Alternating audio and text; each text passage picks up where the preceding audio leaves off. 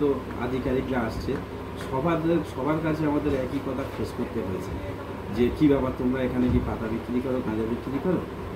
তার কারণে আমাদের যে সমস্ত হকাররা আছে সবাই মানে দুঃখ বা ক্ষিপ্ত।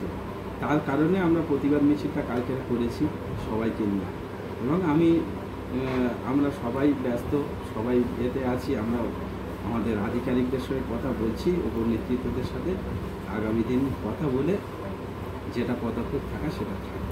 দেখুন, আমি বিধায়ক, আমরা ক্যানিং পশ্চিমবাসী, আমাদের এই গর্ব যে এতদিনে আমরা এমন একটা বিধায়ককে পেয়েছি যে আগে কোনো দিনই এই ধরনের আমরা বিধায়ক পাইনি। এমন একটা বিধায়ক আমাদের যখনই ডাকি, সে রাত 12টা হোক, 1টা হোক, 1:30টা হোক, 2টো হোক, বিধায়ককে আমরা কাছে পেয়েছি।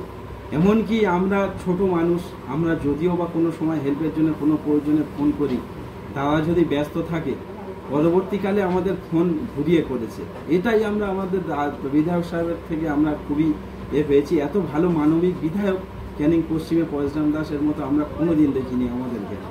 দাদা আমাদের পাশে আছে, দাদা বলেছে বিকল্প ব্যবস্থা দেখছি, আমি চিন্তা ভাবনা করছি। উনিও কথাবার্তা বলছে আমাদের, উনিও বলেছে যদি যারা ক্ষতিগ্রস্ত হয়েছে চেষ্টা করব নিজের থেকে যদি আর্থিক ব্যবস্থা সাহায্য করা যায় উনি করবেন, এটুকু আমাদের কথাটা উনি জানিয়েছে। আপনার নাম আর পরিচয়? আমি শফিউদ্দিন সর্দার, ঘটিয়া সেই রেলওয়ে হকার্স ইউনিয়নের সভাপতি।